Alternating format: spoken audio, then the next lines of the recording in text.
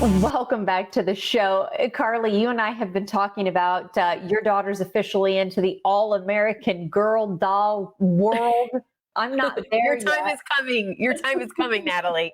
But you know who can help us out and also help us out on maybe some other antiques you found around the house? None other than Dr. Lori, who joins us now. Good morning. Good morning.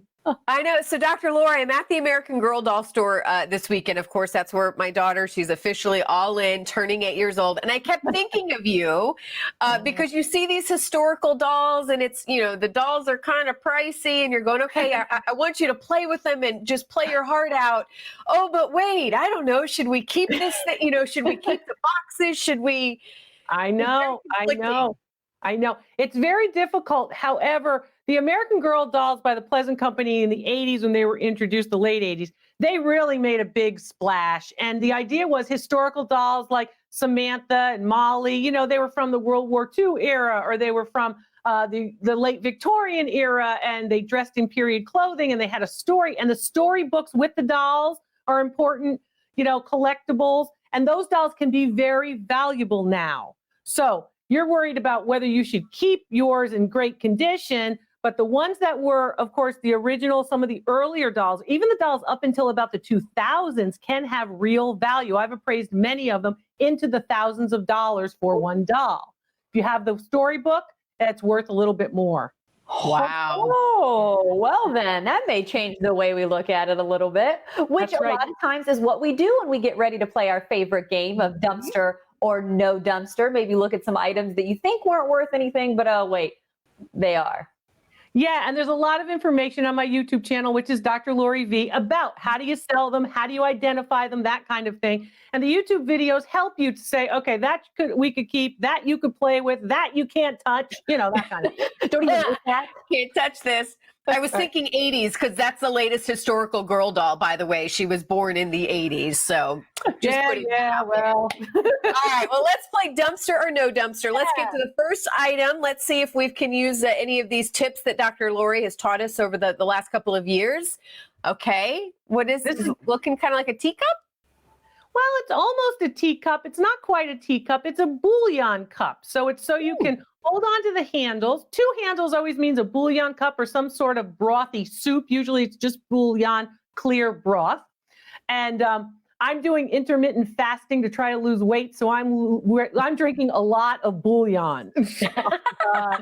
are you drinking out of this cup or not? Yeah, is this your cup you're using, Dr. Lori? Not my cup. No, that's a viewer's cup. But that particular piece is made in Japan, and it's quite large compared to a teacup. Two handles, gilded, from the 1950s.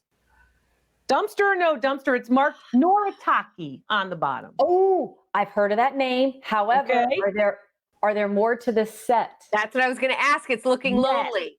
Yes.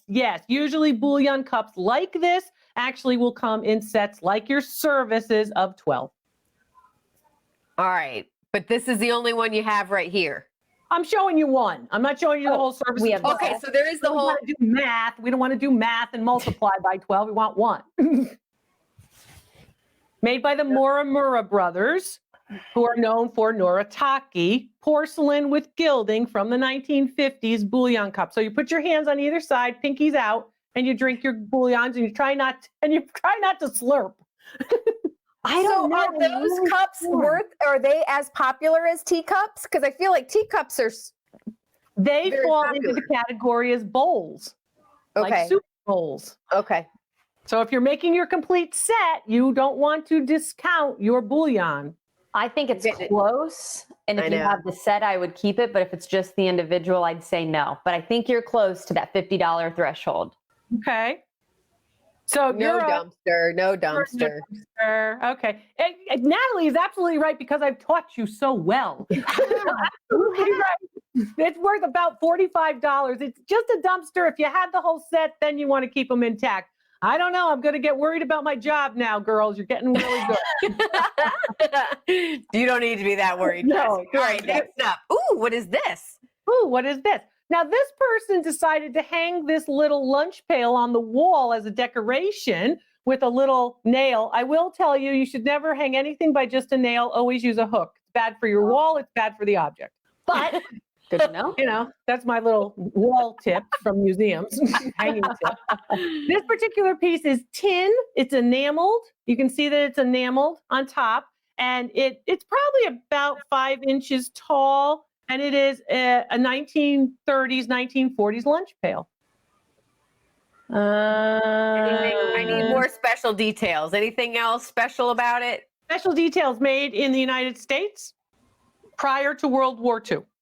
Lunchboxes are a thing. I know, but it looks kind of boring. Like there's not a whole lot to it. That's what makes me nervous about it. Kind of small. No, it doesn't have like, I don't know, Speed Racer on it or, Batman. So it's not as exciting as that, but it is, it's a nice little piece. It kind of looks cool on the wall, I think. I thought that was a kind of interesting thing that someone did. Carly is not buying it. I see it on her. I am either. I know, and lunchboxes, I know we talked about in the past, but I know. No dumpster, or a dumpster. Go ahead and dumpster it. It's a dumpster. It's only worth $25.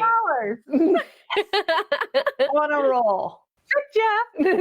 Okay, what's next? Okay, we have a minute left for this. What do you want to know? What markings on the bottom? How large? I'm assuming it's large. It looks like a large vase or vase.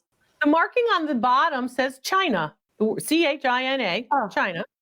I've seen that one before. It is cloisonné, and it is about 6 inches tall. No. So what was the year? When do we think this was made? I'm sorry, what? When was it made? What year? 1920s to 1940s. I feel like there's a lot of vases around. I know. That's what I was thinking. A lot. I'm going to go dumpster again. 3 dumpsters. Me too. This one's worth $75. But you're right. There are a lot of Asian vases around. They mass produce them in large numbers. And one of the things I tell people, they go, Dr. Lori, what should I collect? What should I get? What should I get? Nothing against Asian ceramics. If you like them, that's fine. But there's so many reproductions, so many pieces that are just really low value, low quality. You may want to look into collecting fine art, furniture, precious metals, including jewelry, which are always the big 3 that hold their value and bring you money. And I'll show you it on my YouTube channel. Okay. By the way, we didn't get a chance to talk about all the fruit collection you have on the front. I'm assuming you've got information on your website too about all of your wax fruit from the 70s, right? Wax fruit from the 30s, beaded fruit that I made from the 70s, wax fruit from the 30s, beaded fruit from the 70s. There's lots on my website, but thank you. And there's lots more here. You can put your pictures for your objects so I can appraise them for you right here on Wednesdays on the Facebook page and, of course, Tampa Bay's Morning Blend. So I want to see Bye, Dr. Lori. Mwah, mwah, mwah. Mwah, mwah, mwah. Stay right there. We'll be right back.